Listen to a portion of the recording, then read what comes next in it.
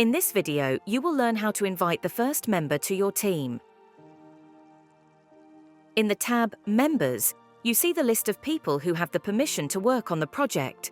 To invite a new participant, you have to click on New Member and choose a person from the list below. In the list, there are only those who registered on the platform. Then you have to give the new member a specific role such as engineer, customer, or manager. The main differences between them that customer can only create and comment issues.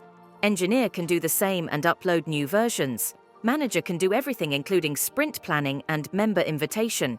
Once you confirm the action and save the changes, the invitee receives email with the member notification. The email provides a button that allows the invitee to go directly to CADdrive and get acquainted with your product.